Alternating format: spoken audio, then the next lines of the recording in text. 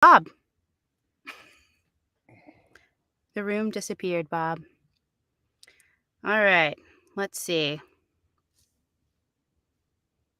41. All right. So before we get started, while we're waiting for Bob to join us, go ahead and drop your ASL in the chat so we can get everything going. There he is. Let's invite him up to speak. So Bob's joined us finally. He's figured it out. Sorry. Hey, sorry about that. I was in there and then I wasn't, so I don't know. It's okay. Sorry.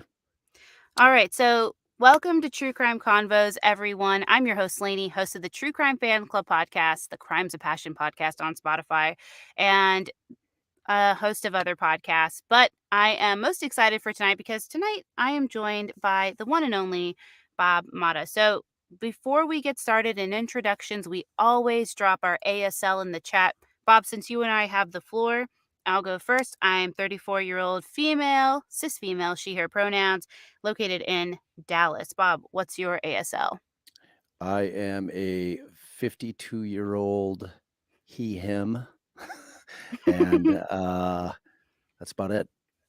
Oh, you're going to need to unmute yourself, Bob.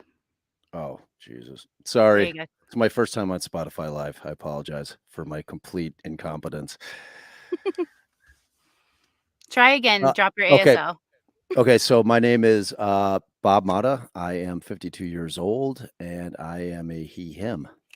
Perfect. And located where? What's your L in the ASL? I am Chicago, Illinois. Nice. All right. So tonight, I've been pumping this up. I've been going over this pretty much the last few Spotify Lives that I've held. Tonight, we are going to be talking about the Steven Avery case, Making a Murderer, part 1 and 2, and then kind of what's happened since then. We are so very fortunate to have Bob on because he is just amazing. So, Bob, can you give us a background kind of on your career, podcast, and then we can go into the discussion. We'll jump right into it because we both like to talk, which means we will likely go over our allotted time, which is totally fine.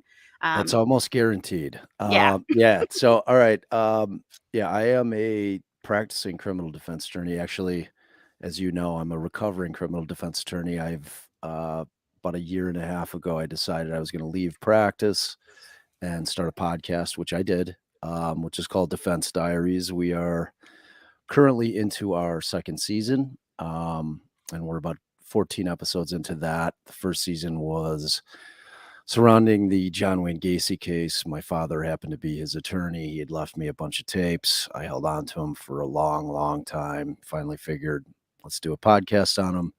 We did it. The tapes ended up being, frankly, to me, the least exciting thing about the podcast. We ended up discovering some pretty incredible things with regard to that case and how the police actually got Gacy under arrest. So I'm pretty proud of that and loving the podcast career. Still stressful, though. I thought I was going to be leaving the whole stress game behind when I got out of the law, but definitely not.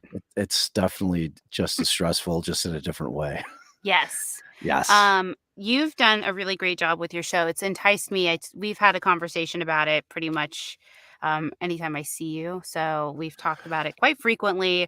We have had discussions, and I think we'll see this too within the Steven Avery case. We'll talk about it a little bit later, but we have had discussions on should we care, right? If evidence, for instance, in the Gacy case was planted, you verified that. It's not really something that can be denied. Right. Do we care? And the majority of the audience, when I've posed that question within Green Room and elsewhere, has said, yes, we should care. We should. And, I agree. I think it's just a devil's advocate part of me where I'm like, did the ends justify the mean in this case? But it may not be the case, within everyone. So we can't just do that. Yeah, no, look, like when Darren and I uncovered this, that was the first conversation we had. We were like, are people going to give a shit because of the morality side of it? Gacy was awful. I think we all agree that the right result happened at the end of the day. However, the reality with that case is that, and if you listen to the podcast, I beat that dead horse pretty frequently with respect to, they didn't know that. They didn't know that he was a serial killer when they planted the evidence. And when we kind of get into this, one of the best things that Dean Strang said when they were handling the original trial was after uh, after they had done their cases in chief and given closing arguments, he was doing an interview with the press, and he said, the police aren't framing innocent people. They frame people that they believe are guilty, but that they don't have the evidence on. Yeah. So, which is true. It's typically cops aren't just trying to screw over innocent Random people. guys. Right. But the problem is that innocent people get sucked up and incarcerated sometimes for, decades. Right. And beyond that, I mean, the fact of the matter is the Constitution matters. Lainey, I'm a big proponent of the Yes. Constitution. Yes. It really matters to us, and It and makes it's a difference. becoming. It really does, and unfortunately, it's becoming more and more prevalent. When Roe versus Wade was overturned, the public at large is starting to understand what I've been screaming to people for 2 decades, which is the only thing that matters with respect to a presidential election is how many potential seats are going to open up on the Supreme Court, because that is what affects us on a daily basis. The shit that politicians do doesn't affect us at all. It's the Right. legislature, it's the lawmakers, and then ultimately it's the Supreme Court, because the Supreme Court's role is to basically delineate what that statute that the lawmakers and the legislatures, the people that we vote for that wrote the laws, what it means in Right. terms of actual practice. So, Yeah, it's a lot. it's a lot. Eric Carter Landine, who is one of our dear friends, he hosts We the True love him. Consequences podcast. We do absolutely adore and love him. He said in the chat, if one innocent person goes to prison for something they didn't do, it's too many. And I think that Agreed. that's so true. It's kind of the point we're all trying to get to, right, with that. Yeah. Even we see it in this case, which makes this one very difficult for me because I really don't see both sides. I think you might be surprised that I teeter between him being not guilty, and I say, if not him, then who and Right. why? Right. But let's get into it. Let's crack into this case about Let's Steven do it. Avery. You can, oh, actually, it's me, right? So You're let me give you a yeah. background on Steven Avery. I'm sure most of you, if you are into the true crime space and have watched anything on Netflix, especially these true crime documentaries, Making a Murderer kind of set the course for all of these other documentaries to come out or put them in the forefront, and we had this huge kind of show on Netflix of all of these different documentaries. We're actually going to be talking about one next week or tomorrow with Charlie that'll be airing soon. But let's talk about Steven Avery. So he's currently serving a life sentence for first-degree murder and the mutilation of a corpse. And the victim in this case is Teresa Hallback.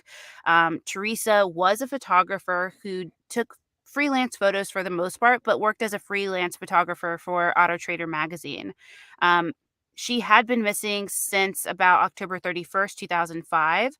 And when the investigation, which we'll go over, with the investigation took place, they found out that the last person that she had contact with or an appointment with was Steven Avery. We know that Steven has kind of this marred past and history and interactions with the law that aren't always positive. But Bob made a really, this is completely random, but Bob made a really great point in his latest podcast. So season 2, he's covering the case of Dr. Anthony Garcia. And he started off one episode, I don't remember the number, but he started off one episode where he's basically recounting the birth story of somebody as he kind of lays it out there and is like how excited this parent is, and they're just like so thrilled to be welcoming this child into the world. And my initial inclination was that you're talking about the 10-year-old victim in this case, in the Anthony Garcia case. And it turns out he's actually talking about the person, Anthony Garcia, who is currently convicted of this murder, or the, 3 counts? 4 counts? Four. 4 counts Yeah. of murder. So it kind of put that into perspective for me that there is another side to this. There is, family who's affected just as much as, the victim's family in this case, because they're having to reconcile the person that they know and love with these very horrendous and heinous acts. So that's kind of the case here for Steven. Steven was born Yeah. July 9th, 1962, in this really, really small town of Wisconsin. What we do know is it's part of Manitowoc County. His parents are Alan and Dolores, and he has 3 siblings, Chuck, Earl, and Barb. Barb's a huge player in this. We aren't really going to hit on her, but her son, Brendan Dassey, is part of Stephen Avery's case, willingly or unwillingly. But we won't get into Brendan's case today because it is a lot, and there's a ton of shit wrong with it, in my opinion. Um, Now, Steven is said to have had a low IQ in general, very poor performance in school, didn't really get along with anybody, didn't have any after school activities that he participated in, like truly. He was just kind of one of those kids who kept to himself for the most part. And he starts getting into trouble, mostly because when you're from small towns like this, you get bored and you do dumb shit. So that's kind of what he True did. story. Um, you know, Very true story. in the early 80s, he starts kind of, I think, ramping up his criminal behavior, right? So the first instance we have of where he has this truly negative interaction with the law and is actually jailed for it is because he's arrested for burglary and then given 2 years, but only has like a 10-month sentence out of that he needs to serve.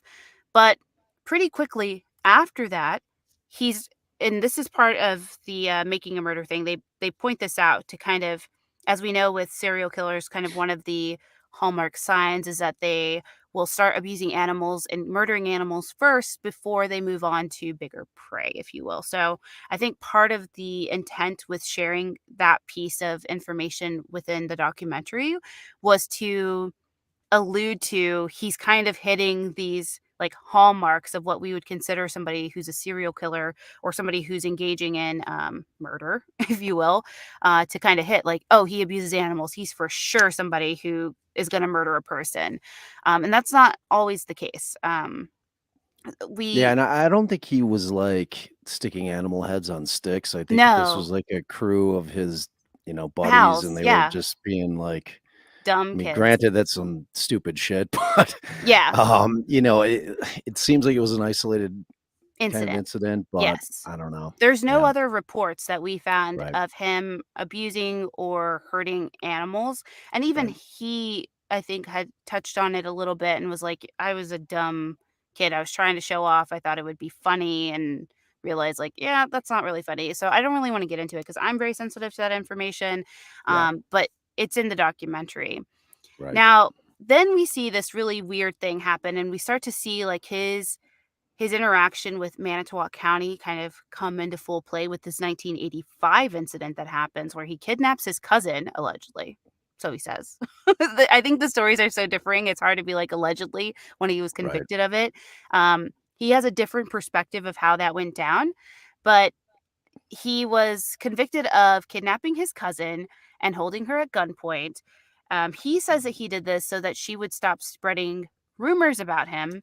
I feel Talking like shit. She yeah, was I feel talking like there's shit. more constructive ways to do that. Like, I have a ton of cousins, and never in my life would I, A, wanna kidnap them because they're annoying. So I would be like, "I'll just stay away from you." But also I wouldn't hold a gun to any of my family members. And he contends that, like, the gun was not loaded, and I think that's a good question to pose to our audience. Does it make a difference if a gun is loaded or unloaded when it's pointed at you? In the grand scheme of things, yes, right? Like, your life could end if it's loaded, but if nothing happens to you, like, nothing's going to happen to you, Well, are you she more didn't like know that. yeah, She but did are you she more she like, wasn't "Hmm." aware. You know Are you know what? you Well, I can let me throw this in there. I can tell you in the eyes of the law, if I go into a gas station with an unloaded weapon and I pull it out, they don't give a fuck. It doesn't oh, matter if it's loaded or not. So, there's that. 'cause it's what's the idea behind that? Like, the Well, potential of but harm? because yeah, I mean, you have a weapon, whether it's Mm, loaded or not is irrelevant in the eyes of the law. If I have a weapon with me or if it's filled with blanks, doesn't matter. It's still armed robbery. hmm, Yeah. interesting.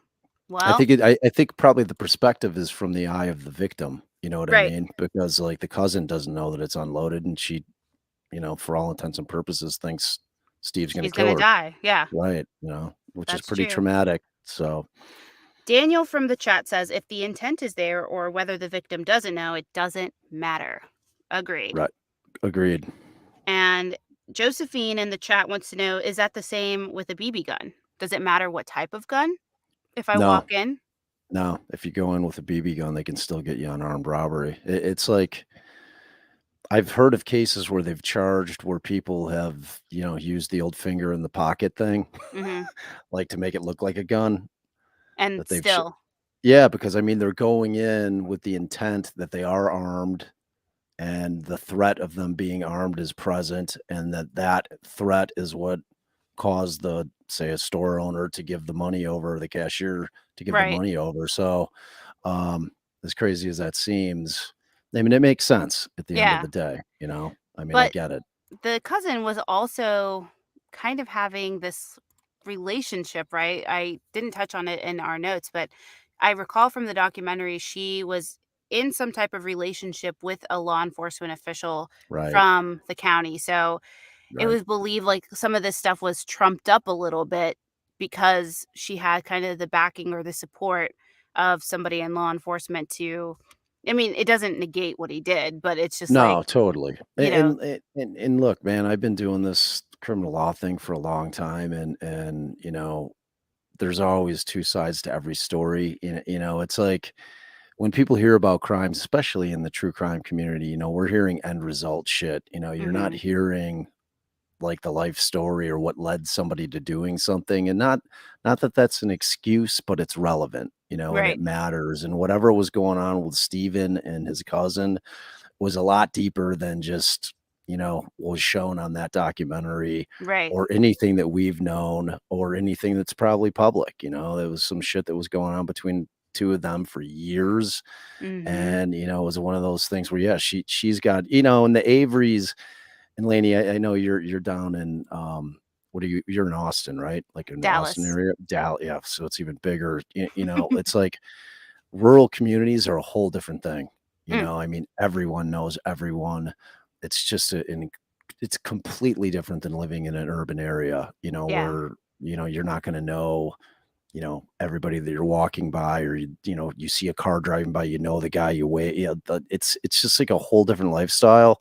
So these, and the Averys are well known and not in a glowing fashion right, down in that area, so, and it wasn't just Steven, it's like the whole clan, yeah. it's like, They all they have kind of a had this bad rap associated with them, right, and I think sometimes unfairly, I would say. I don't think that it was totally, justified in some instances. I felt really bad for his mom throughout that whole situation because 'cause I'm like, you don't raise your kid hoping, I mean, you raise your kid hoping that they're gonna be decent people or that you've done a good right, job and doing that, so I can only just imagine, like, it would break my heart if anybody had such a negative interaction with my child that they then were like, "This whole family sucks." Because 'Cause right, I'd be like, "What the hell exactly, did I do?"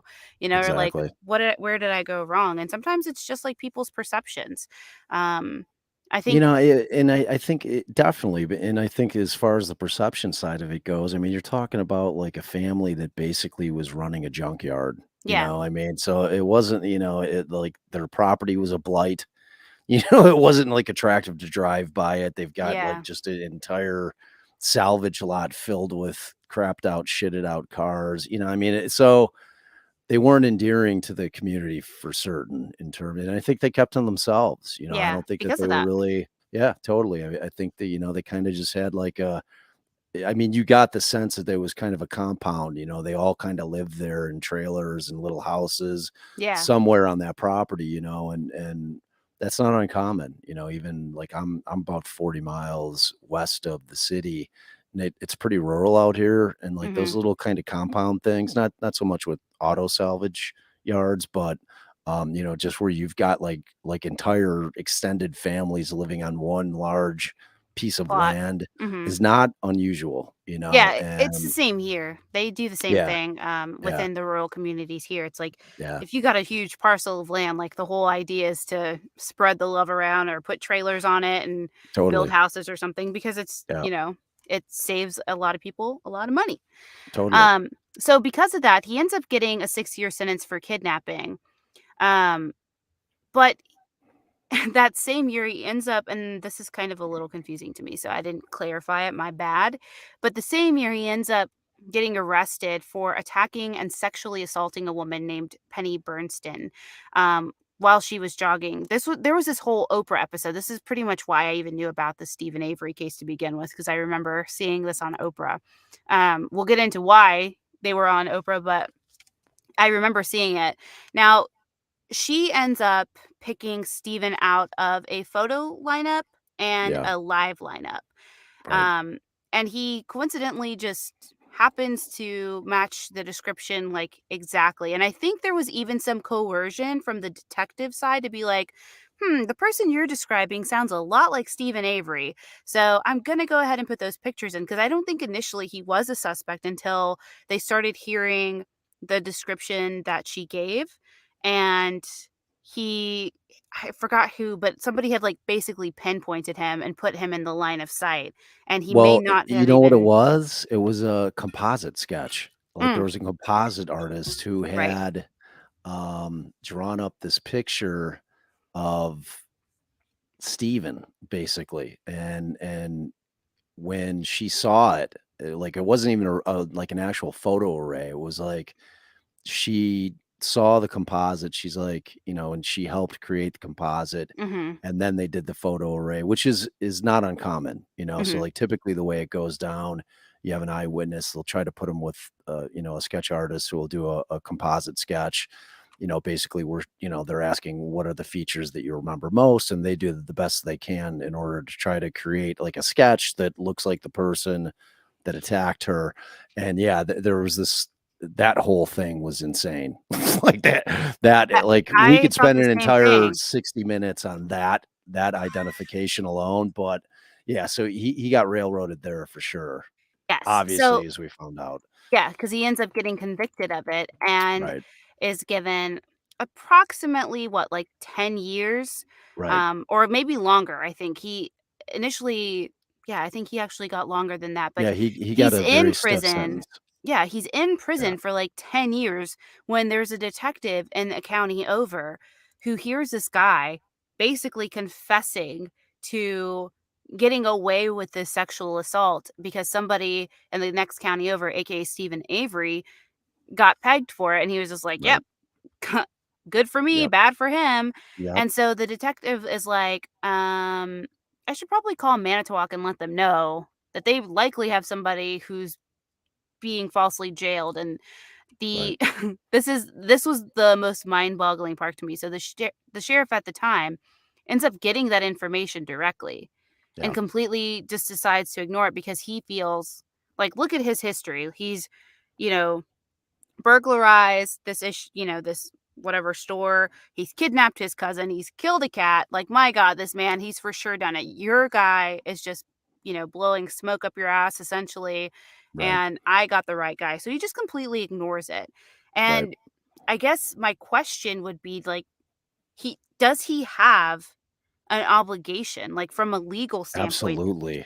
Okay. Yes. Because I was like, is Yeah. it arbitrary to be like, No. thanks for sharing that information with me? Or like, Yeah, no, it's y- it's what they call like, and we'll get into it a little more when we get to, Zellner's portion, like, when she's handling the appeal side of mhm. it and, like, the post-conviction work. Yeah, it's a Brady violation. Like, if they Mm. have any information that, is exculpatory in nature that, Even can after prove the innocent. conviction?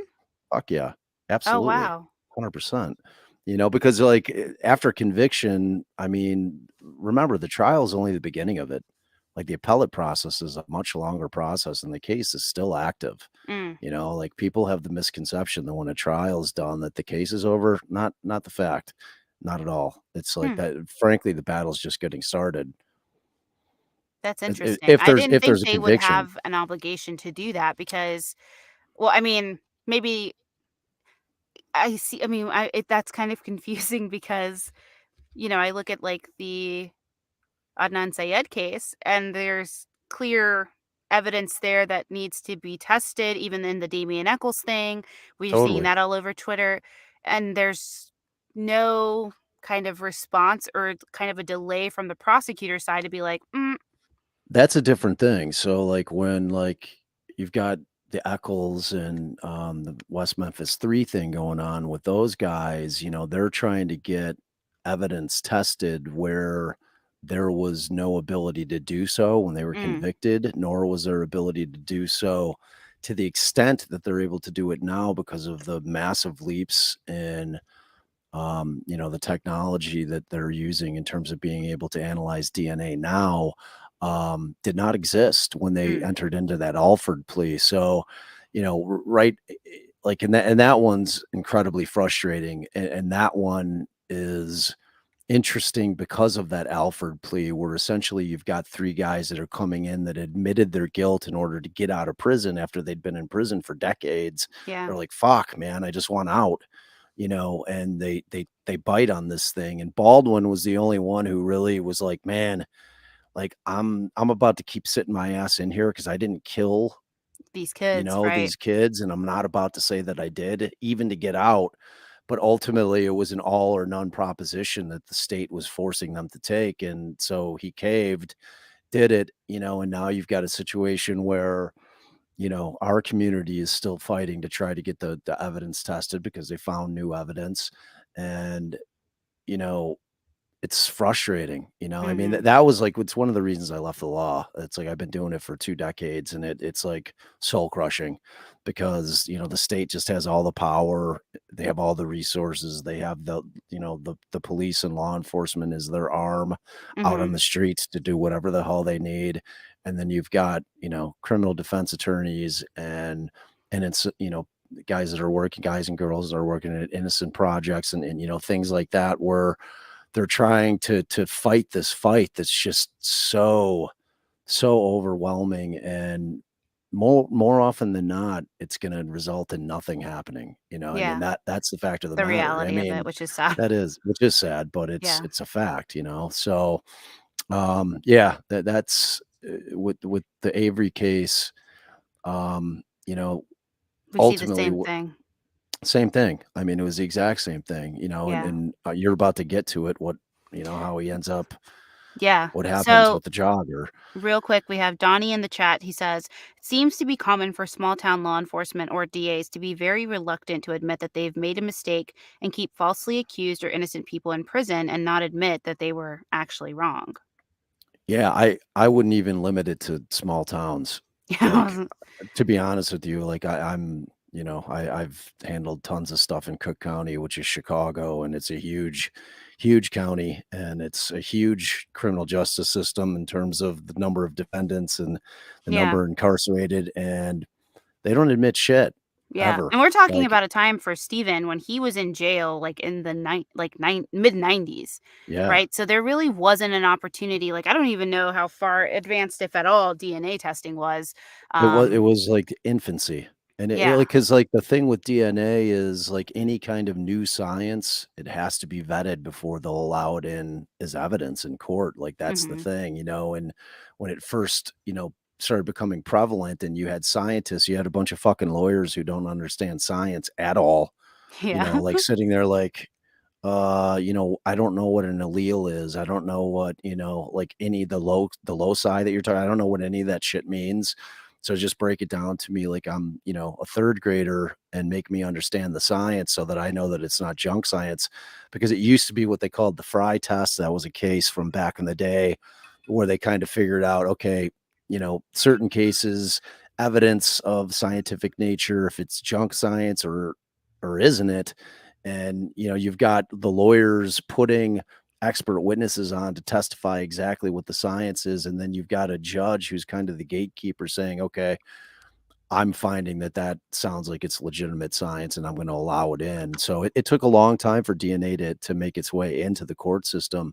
Mm. So Avery was like deep in there, and you had written in your notes like from, 95, all the time that he's sitting in there? Was there anything else pre-DNA that he could have done? I mean, the answer is yes, but he would have needed like Zellner, like a Mm, woman like Zellner digging into the facts of that case, sniffing out this statement that had been made to this cop, finding out that that had happened.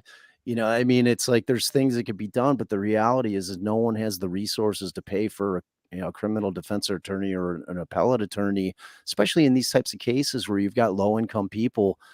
Like, where are they coming up with $500,000 to right. have an attorney spend all like every waking moment of their time trying to win your case? Because a lot of times that's what it takes, and it's Yeah. sad, but that's the reality of the criminal justice system that we have It's currently.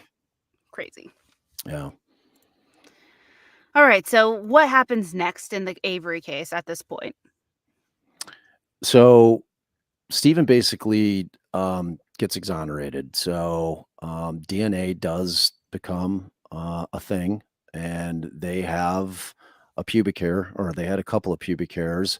They first test Steven, and he's completely exonerated based on that alone. The problem is with the appellate courts is that they always want the other guy. Like it's like that's kind of what we're having the issue with the West Memphis 3, is because they haven't been able to figure out who did it. So it's like you've got That's this. mind-boggling It's because wouldn't the crazy DNA tell you who did it? theoretically, but to be honest with you, like right now, and with genealogical DNA, which is amazing. Like Mhm. I love that field so much. It's such a cool field, but it's a dangerous field too in terms of all of our privacy.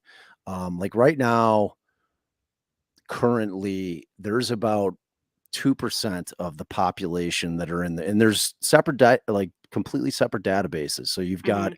like CODIS, which is what law enforcement uses, and those are all DNA profiles from people that were convicted. Okay. Mm. So it's not a vast library. It's not like when you're watching Law and Order or SVU and they just plug some shit into a computer and frantically type like the cat meme thing and like boop, a name pops up. That's not real. That's not how shit works.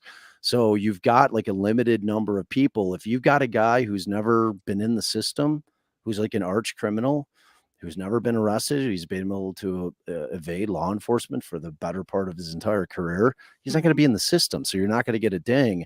So what's happening with the genealogical DNA side of it is that it's like distant cousins that have uploaded and done like ancestry.com or 23andme, and they've uploaded into a different database, which law enforcement technically does not have the authority to go and search. Okay. Like it's a private database. So the cops can't just jump in. They can't call up ancestry.com and say, yo, like we got a DNA sample that we want to send your way. Can you run it and see if you get a hit? It doesn't work like that. So what's happening is you've got the genealogical part of it is they're going down the family trees. So they get a match. And what's happening more with the genealogical is it's a lot of the cold cases where you've got Mhm. unnamed victims, that they're finding that are just John Does that are out there, and they've been sitting there, and law enforcement says, okay, here, we're going to give, like, I love DNA Doe is like one of my favorite, like, Yes. not for profits. They're amazing.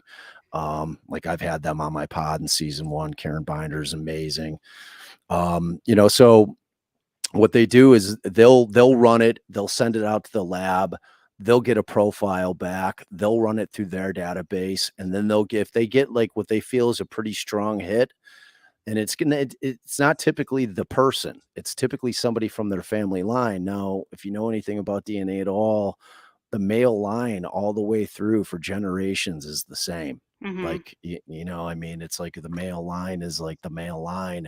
So that's how they're able to kind of put it together. And then they start doing the family tree and putting the pieces together. And then from the law enforcement side, they'll hand it back over to law enforcement and say, we like this. We think this is the guy. So law enforcement will say, okay, well, like it happened actually while we were doing the Gacy season. They were able to identify one of his victims, Francis Alexander, and it was I DNA remember Doe that. that had done it.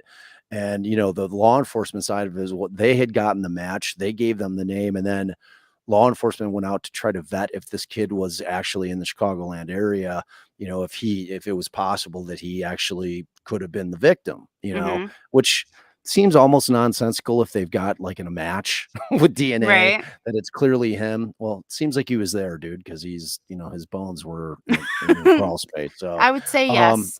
I would say yes too. So at any rate, a couple things happens. The DNA exonerates him, Mhm. and ultimately they find out that it was what is the guy? Was it Gregory Allen or something Yeah. like that?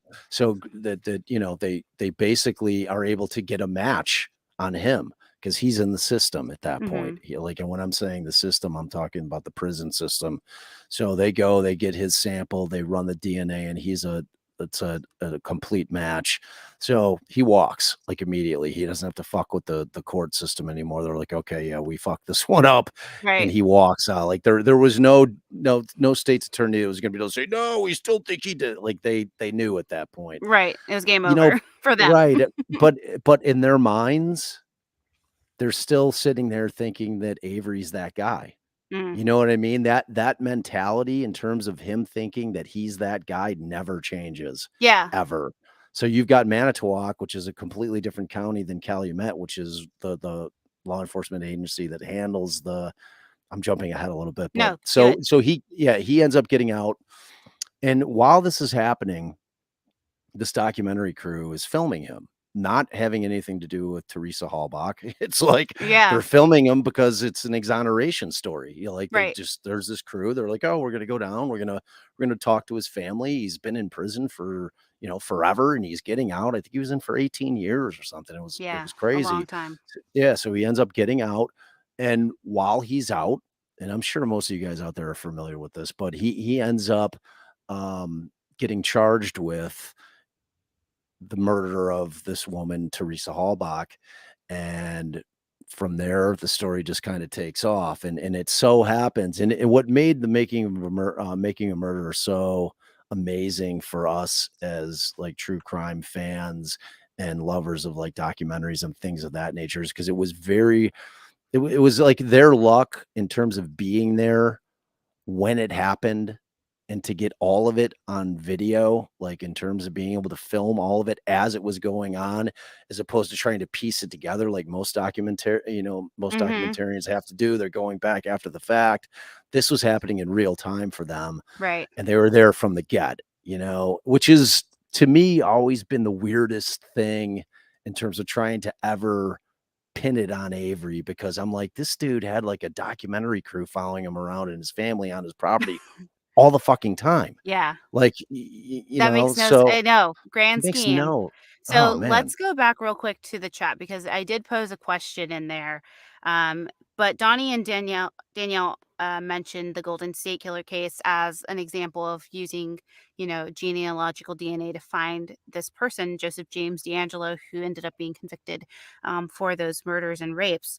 So, my devil's advocate question was, do you think our privacy for this in terms of having this kind of mass database of all of our DNA should it be voided if it ends up solving cases? So we have some people who are like, yes, that would be fine as long as there's some stipulations.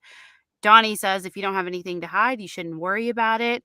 Um, you know, it's See, the problem with that, like, and let me just address that yeah, one point, is you never know if you have anything to worry about. Like, you're I assuming that don't. you're right. Well, but you're assuming that's because you don't commit crimes. True. But think about people that haven't committed crimes that are in prison. Like that's where it's a slippery slope. Hmm, Like all the innocent people that are in prison, which is a staggering number. Like right. it's staggering the amount of innocent people in prison. Those are the people that you're worried about. Like it's easy to sit here and say, "Well, I didn't do shit. I don't, I'm not out murdering people. What the fuck do I care?" Well, you'll care if for some reason there's DNA transfer. If you're at the same fucking place at the same time as the guy who actually killed her, or the victim, and there's a DNA transfer and your DNA shows up Yeah. somehow. It Calling it happens Bob. It happens all the time, man. So, and I'm actually doing, That's kinda nuts to um, think about because it's crazy. I'm actually doing like a StreamYard or a Zoom with Karen yeah, Binder from DNA Doe, like this Thursday about this exact subject matter. yeah. Like how a defense attorney would attack the genealogical DNA. And they've done amicus briefs on it, like, and it's like that case that was solved recently out of Iowa, the Burns case Oh, with, yeah. they used the DNA, it was genealogical DNA, got him because a distant cousin had done Ancestry or one of the, the commercial products out there that where you can find out what your line is and your lineage. So Mhm. from that, they were able to, he had 3 brothers, one of his brothers had done it. And like Mm. I said, brothers are all going to have the same DNA. So That's when true. his hit, they found that DNA because they had been running the DNA, because it was an old case. It was from 79. But when the technology, you know, Yeah, became available to them, they obviously ran the DNA from what they found at the scene and they got the hit on that guy. So it's interesting. Like it really is a big privacy question because yes. DNA never goes away. Yeah, and we Like in have more terms of like, chats. They're coming in, like, they wanna know so Danielle says, "Listen, I get you, Bob, but can DNA get those innocent people out of prison?" So again, is it another trade-off? yes and no. I mean, like, because DNA isn't always, it's not like a magic button that's pressed and like, oh, because you'll have most of the times where it says that somebody cannot be excluded. Mhm. All right, like for a DNA Oh, that's profile, true, like yeah. when I get to Garcia, you'll see, Yeah, we like the talked about D this, and that kinda boggled my yeah, mind. right. The DNA that they had on him was it was a shit profile. It was like 1 in 12 people could have left that DNA, which means that one of the 12 jurors could not be excluded. So it was like you want like 1 in 3 billion. Like you Mm, want that number in order to be able to move forward with saying, okay, this is the guy. So it's tough, and yeah. like, think about how many cases you have. Yes, it definitely can help. It's a very helpful tool in Hold on, terms let of me getting just say people something real exonerated. quick because I'm Yeah. seeing in the chat some things going off. So, Parker, this is my room, okay? So when I allow people to come up, I will do so at my discretion and at my time. So I'm going to ask that you chill, and if you can't chill, then you can either exit or I will exit for you. But we're not going to go with this back and forth in my room. Not today, not ever. So this is the last warning I'm going to give. Thank you everybody for stepping in and for trying to alleviate that situation, but that is all I'm going to say on it. So I do allow people to come up when the time is there for it and when it allots in the conversation. So that's the last time I'm going to mention that. Let's go to Devin real quick. She comes back with oh, sorry, I don't know pronouns, Devin, so apologies, I did she, her. Um, Devin comes with, "Do you really think they thought that Steven was guilty? It seemed more like they had it out for him since he was a teenager. They used him as a scapegoat. It was like they totally set him up to cover something else up." Well, I have very long thoughts on that, and I think the answer to me has always been very simple. Steven had like a $36 million lawsuit that he was Mm, going to win against a very small, not wealthy county. This isn't like Los Angeles County y or Cook County where they're paying out 20 million for what my season 3 is gonna be about, this Guevara cop that was using his confidential informants um, to finger innocent men to put him on murder beefs, yeah, and he put like 35 people in prison for decades, man. So these people are now getting exonerated through DNA, jeez. and yeah, it's crazy. And Cook County's paying out 20 million a pop. So you got Manitowoc County that's got a massive lawsuit, massive, like, and he was going to have to win. Like in There's no other option. there was no other option, and like, and that was the other thing. He's got the documentary crew who's following him around, and he's got this like windfall that's coming to him that obviously does not make up for No, 18 but years it's of lost time. life-changing. Life changing, so it's like he has no, I can't for the life of me figure out what his motivation would be because he does not strike me. And we all watched, anyone who watched that, we saw an awful lot of him. Yeah, Like, and I've been around sociopaths like like within 3 feet of them Mhm. many, many times. I'm talking true like murderers, like where I've been in the room where they're my clients. And I'm not necessarily talking about Anthony Garcia, by the way. No, I hear you. But yeah, but you get the sense. And Yeah, I never got the sense that he was that guy. Like the cat thing, super shitty, like awful, awful shit. yeah, The car thing, the burglary thing, I think he went in to like get food. It's like, it's like on paper, he looks like shit. It doesn't make him the type of person that's so compulsed by his whatever he's got going on in his brain that he's going to commit a murder while he's got all this shit going right. positive for him. It Yeah, doesn't add that up to that me. kind of boggled my mind too, because I mean, that would not be me. I'd be like, "Bro, I'm laying low. I'm not doing anything until I get that money in my hand, and I'm moving on." So, as we figure out here, we've, of course, are getting close to our time. So let's jump to everybody kinda knows he's been in jail, he's convicted of it. He's been fighting vigorously for his freedom, essentially. He maintains his innocence. So let's talk about Kathleen Zellner because she's actually, I um love her. it was a big surprise for me. Hold on. I kicked Parker out of the room because that person was annoying the shit out of me. He really So had something to say though. I'll say, well, he you was don't like, do it that way. Not in yeah, I this mean, room, not in this house. guy Um, had some shit to say. y'all know that Lainey Yeah, I Hobbs does don't not know. play games. I like that. And or now we know. So let's talk about Kathleen Zellner because um when I saw her in Making a Murderer 2, I was just like, I had a very naive notion of defense attorneys, even though I was Yeah, involved in covering these cases for true crime. yeah, You made a great point in season one and kind of in our face to face, like our very first face to face interaction, is that I didn't expect you to be somebody that I would like, right? right, I was like, and you made a great point of saying, like, defense attorneys often get lumped in with the people who they're defending. So, like, right, your dad, for instance, with John Wayne right, Gacy, right? They're not gonna right, be like, "Oh, the guy defending Gacy's probably a swell dude and probably a great right, dad," right. or anything like that. They may think like, "Why would you defend somebody like that? And why would you do that?" But knowing you and your intentions and how vigorously, you've kind of not kind of, but that you believe in the Constitution, that everybody kind of has this inalienable right to having somebody, on their side who's knowledgeable in the law. I And didn't to police the police, Lainey. It's Yeah. like think I about mean, yeah, like especially I was I super mean, naive about it, and now I'm dude, like, like "Okay." people need people know now. Like Yeah. until cell phones became a thing and people started recording everything, no one had a fucking idea. No, I agree. Everyone thought if they got on the stand and they had a badge on that they never lied. I'm like, you fucking kidding me? That's in the These Baltimore thing they're too, like, oh people my being god. banned from testimony, like, testifying in Baltimore Dude, because they lied on the stand. everyone that's in this room right now, watch We Own the City. It's 6 parts, it's on Oh, it's so HBO, it's good, yes. amazing, it's all true. Yeah, and It's a totally true story. that's the crazy part of that all, It's like, that whole crazy, situation. It's and We it Own goes the on City on everywhere. HBO Max, so if It you goes guys have it, watch it. it's absolutely binge it. It's It'll be disgusting.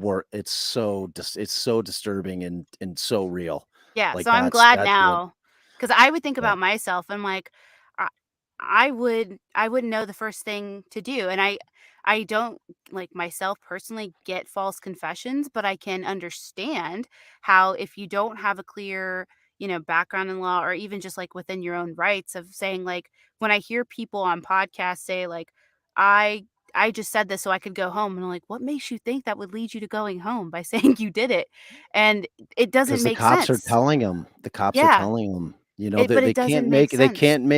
they can't make a clear cut, like, lie that they're going to let them free, but they can skirt around the edges of it. Like, Yeah, they're like, allowed to "Sure, we'll lie see at what will. happens." Like, cops are like but the Supreme Court has said it's, like, law that they're allowed to lie. I mean, no Yes, one lies more than cops. No one. maybe Like, so HR. this bizarre concept that cops are honest is bizarre, and that's not to say that there aren't amazing cops out there because there are. There are cops that are out there that do the right thing and do the job as it should be done, and we need Yes. them. We really do. But for every one of those, there's one that isn't. You Yep. know what I mean? And it's like to me, their whole thing is they just have to vet cops way, way more than they do. like the psychological side of allowing somebody that much power, because that gun and that badge, Laney, I'm going to tell you right now, is about the most power that you can have short of maybe president of the United States. They can Yeah. do and say anything that they fucking want to say. If you get in an interaction with them and they don't like the way that you're acting, they throw an attempt, like an aggravated battery on you. They'll say that you touched them, Oh my and God. and then you're dealing with a felony that ruins Yeah. your life. And they, it's like, it's scary because they have a massive amount of power. They really Yep. do. And that's what defense attorneys do. Like, Ooh. you would actually, if you were in a room with a group of prosecutors and a group of defense attorneys, I 100% guarantee you would be hanging out with the defense attorneys, just because I know you and I know what kind of person you are. Like, Yeah. you would be, because like we're really fighting that good fight, because people that are guilty and the cops have done their job the right way, you know what? They're going down. Mhm. Like, there is no loophole. It's like when and you know how I take like great umbrage when people use that word loophole. It's really Mhm. the cops Triggering. violated the Fourth Amendment. Yeah, it triggers the hell out of me, because it's like, no, man, you violate You all violated you it, yeah. you violated But the you Fourth know what's Amendment. so crazy is people don't care about that. They Like, the general until it's population doesn't them. care. Yes, exactly. It's them or a family member, and Right. same for me. Until I was exposed to it in terms of, like, what I do for podcasting and the stories that I hear, Yeah. and even the people that I've met exonerees, and I'm just like, that should not be a thing in our society. We shouldn't have innocence projects.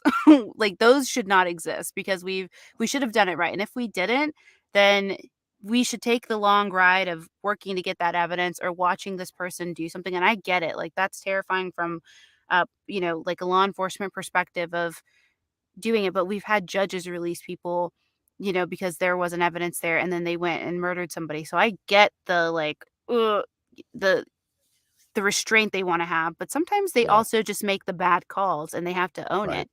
Um, See, but that's what my issue is I've been doing this a long time, and prosecutors just don't own it. When they fuck no, up, they just don't own it. no, It's they like, keep fighting their point, like, within the Betsy Faria case or the Pan yeah, Hupp it's case, that unbelievable. that prosecutor still thinks Oh that my god. Russ Faria is the person who did it, and I'm like, And she's not like some like unicorn prosecutor that like they're like a majority of them are like that. Like everyone that I deal with, like I've won more trials than I've lost. mhm, And like, I've had prosecutors who, and they're hard fought trials. I mean, yeah, Allison and I are very aggressive lawyers, so we go in there and we're fighting, and there's no cakewalks with us. It's like, if you're gonna convict somebody and take away their liberty, you're gonna fucking prove your case. That's it. You better have the evidence, yeah, because it's not gonna be one of those things where like we're going in kind of half-assing it. We're going in, guns blazing, and we're going to make you prove your case. So, you've got that type of situation where I've had prosecutors where we won the case, and like I go to shake their hand after the trial, just say, hey, you put on a good case. Like, we're here doing a job. At the end of yeah, the day, it's a job. It's not who we are fundamentally. I mean, but it really is. It's like that one thing my dad said. He's like, I can't really separate being a defense attorney from who I am personally. And I realized probably 10 years into my career that like fundamentally who I am as a human being, I would never be able to prosecute. It's just not in my DNA. And I love some probably like Michelle Laz, like, Josh's girl, man, she's fucking mhm, awesome, awesome human being. So like, it's just a different mindset, I guess, in terms of how you kind of look at society, and mm, and it's like one of those things where, defense attorneys are, I guess, a kind of a different breed a little bit, yeah, but I would say so. yeah. But you have those, I mean, that are like they look at like Juan Martinez as a prosecutor, right? Everybody loved him because of his performance during the Arias case, but then you realize Right, there was so much misconduct happening behind the scenes, right, and right, you're just like, man, you did a great job doing this piece, and you've also convicted other people who just deserve to be convicted because they actually did it. right. Like Jody for sure deserved it. Mhm. And then you have people like Kirk Nurmi who are vilified Right, because of it. And for the most part, like Kirk has been a positive fixture within the community. He's there were some issues or concerns with his book that he released, but same for Juan Martinez. So they put a little bit more negativity towards Kirk's, I think, because of who he defended. Well, Um, Nurmi gave up his license because yeah, he basically what he had to do was he had to violate privilege, yeah. and it was like Would you I ever had do it. that to tell a It story? it depends. Like I had a situation where Drew Peterson's Oh, yes, I know. yeah, like Joel Brodsky was like he's got this information that I told you about. And you and I had talked about this when we were in Vegas, Mhm. and like I asked you and Josh, you're like, I wouldn't touch that with a fucking 10-foot pole. And Darren and I were dangerously close to getting in bed with this guy. And I was like not even from the privilege side of it, just but like how he was looking at it, like Yeah. what we abhor in our community, like looking for a payday when he Mhm. had information that would be really helpful to victims. I'm like Darren and I ended up killing it. I'm like, dude, we can't work with you, man. Yeah. Like it was one of those things where like it depends. It really does, Yeah. It I really think if it was for a good reason, like a good cause, like for Nurmi, he had some opportunity outside of that to where he didn't need to rely on his career in the law to do something. right. And still And plus doesn't. Like she he was goes on. attacking him. Yeah. She like Arias was like completely attacking him. But like Oh and god, there I hate this woman. I yeah, can't there believe I there gave her is airtime.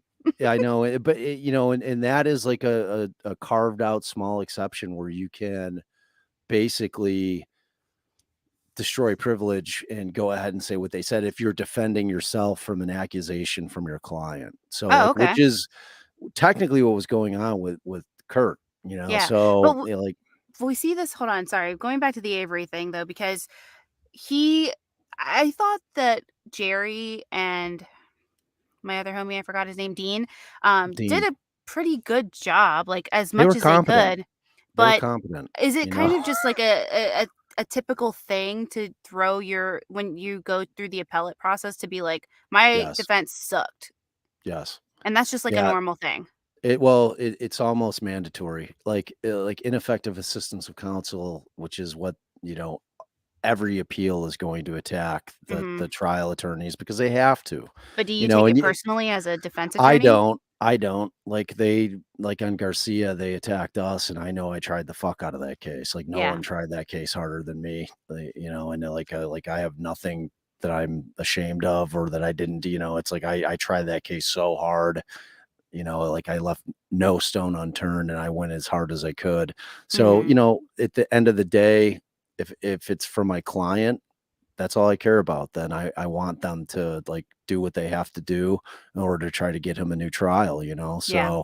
So for me, no, I don't take it personally. My father took it very personally on Gacy. Oh, I'm sure. And well, no, Well, he Bob Motta did. Sr. seems very, like, old school and very much on his reputation, like, his name is his reputation, and it precedes him, so I would It's think from a true. perspective of, like, you're fucking around with my name, guy. Right. Even though And it's a process, like, it's part of the appellate process to say that because essentially you do have to say, like, I had you an have ineffective to. counsel, to You get your have appeal if you you have know. to. And at the So, end of the I get day, it. like I'm not gonna lie, if you listen to all 36 episodes of season 1, I did? there was some ineffective assistance counsel going on there. Just From your was. dad? No, Oh, from from the other Sam, guy. Yeah. from Sam, I was yeah, like, "I don't think from your dad." I do recall, some other things where I was like, "What are you yeah, doing?" yeah, Even you called it out. You're like, yeah, "Listen, I had to, this you isn't know, great." Alright, no. so we're gonna have you on for part 2 of this, Yeah, we didn't probably even get to talk about the case. I knew I would do that. I would I talk, did the like, for same the entire thing, so it's for fine. the entire I knew I would do it. Yes, the chat loves it. They love you, of course, go figure. I love So them. we will have you on again. We'll schedule it sometime so we can hit the part 2 of this, and then we can also kind of talk about the Dassey thing. Devin says, "This was fantastic. I'm so happy you guys discussed this live. Thank you both so much for what you do. Donnie wants you to come back. Daniel wants you to come back. Cool. It's totally fine if you guys gotta go. Totally bounce, no problem." Bob, before people start exiting, let them know where they can find you. So, podcast is called Defense Diaries. Like I said, we're in season 2. Second case. It was a case that I actually handled in Omaha, Nebraska. Brutal, brutal case. 4 victims. Mm, 11-year-old boy being probably the most tragic victim, but yes. all of them were tragic. But we're everywhere. Apple, Spotify, all any kind of podcatcher. Major We're there. platform. Yep. Yeah, all major platforms. And It's incredible. Honestly, you if do you a like a deep, yeah, fantastic job. I appreciate that. We really do a deep dive, and I'm trying to bring a little legal acumen. I try to teach people a little bit during the process. It's your favorite time, and it's my M favorite time. Yeah, baby. Bob does that every time he's introducing, like, a new topic or something that you can learn as a kind of layman, or to Yeah, even refresh your memory on something. It's actually, I right. mean, incredible work that you do, Thank honestly. you. Your voice is I appreciate it. incredible. As a voiceover actor myself, I am in love with that voice. I told you, Thank you. I send Bob voice notes all the time, like, I'm listening to his podcast, and it typically is prompted after that, and I'm like, "You need to do this. You need to," I'm just like, "How do you so effortlessly do this?" And it probably comes from your background and having to give these speeches, Totally. in a courtroom. You're so good at the flow 100%. of a story. Like, the storytelling definitely, like, that's like, I thought I was having that I can't remember, I've had it so many times. The 20 years of trial work, 100% was like, I think I'm doing what I'm supposed to be doing ultimately at the end of the day. I think Yes, we've talked about whatever that path too. yeah, Mhm. like in that trial work that I did, because I kinda hated being a lawyer, but I was good at it, just because it was Darn. so soul crushing, Yeah. and it really prepared me for doing this, to be able to Yes. tell a story and kinda make it compelling and keep it interesting. At least I try to. I hear you. So, yeah, Alright. check it out. Awesome. Well, thank you, Bob, for joining us. Friends, Thank thank you. I you as love you, always. by I the love you way. too. I cannot wait to see you in, like, a I month know. at True that Crime thing Podcast behind you. Festival. Everyone Yes. needs to get tickets and come. There's Yes, you so guys many amazing also, podcasts. I know it's gonna be amazing. So Spotify Live, we're also gonna be, using Spotify Live for our podcast rooms to do live podcast recordings. So you'll have everybody on who's attending join and create their own room. So it'll be a lot of fun. So be looking out for that. We'll announce it on the social media channels here soon. We'll have Bob on again so we can hit part 2. This was, I knew, gonna be a hit because it's you. Um, but of course, I love you. And friends, thank I you so love you much for too, and joining thank you us. so We'll much see for you having next me, week. Lainey. All I right. will Have do a good this night. anytime you ask me. Bye. Okay, good. Bye. See ya. Later.